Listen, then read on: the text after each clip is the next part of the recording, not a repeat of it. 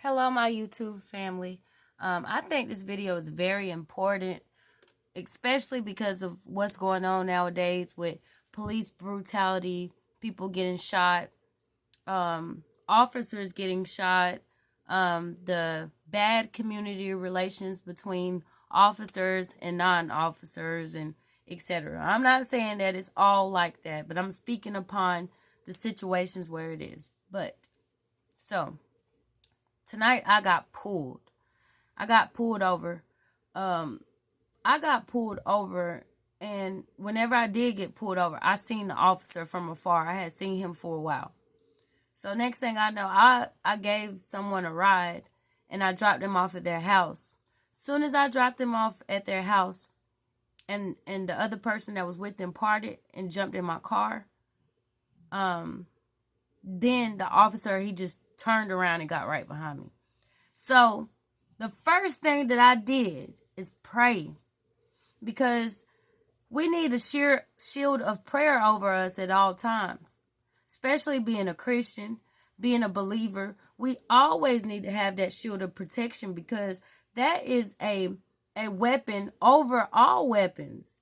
You know, if a police officer draw their weapon on you, if you pray before they even pull you, as soon as you see them, as soon as you start praying, that is the power of protection prayer right there. So I started praying. I was like, Lord. So I pulled up at my house. He followed me all the way to my house. I was in my neighborhood. He followed me to my house, pulled the lights on. So like, oh my God. Honestly, I got out of the car. I was like, what am I thinking? I'm thinking about all the things that is going on right now. So I thought about it. I got back in the car. He's like, ma'am, you could get back in. I put my hands up. I sat down. I'm like, what am I being stopped for? He was like, first of all, your registration is bad. He did not know my registration was bad until he pulled in the yard. So he was like, I smell weed. I'm like, oh, Lord, here we go. I'm like, he probably going to get the dogs to sniff and all type of stuff. So I just kept praying and praying. He walked to his car. I'm praying. I look at my son. I said, start praying right now, because it's a power in prayer. So he gets back. He's like, ma'am, do you have your ID?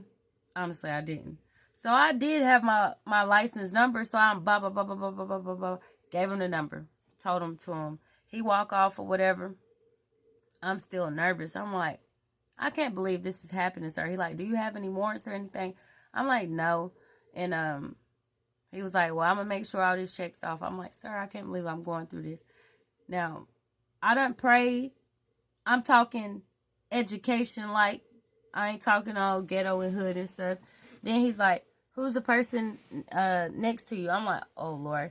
It was really my son, but you don't want to involve your son, especially being a black boy. So I'm like, that is, he's like, how old is he? I said, he's 14.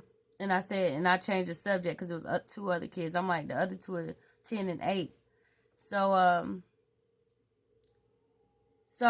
I didn't want him to mess with my son. I didn't say my son's name. I didn't even tell him it was my son, because I didn't want him messing with my baby. Because it was me that I wanted him to focus on. I'm an adult. I know my laws. I know rights. Not saying I know everything. So honestly, he said that my tags were expired. And he's like, why aren't your tags bad? First thing I thought of,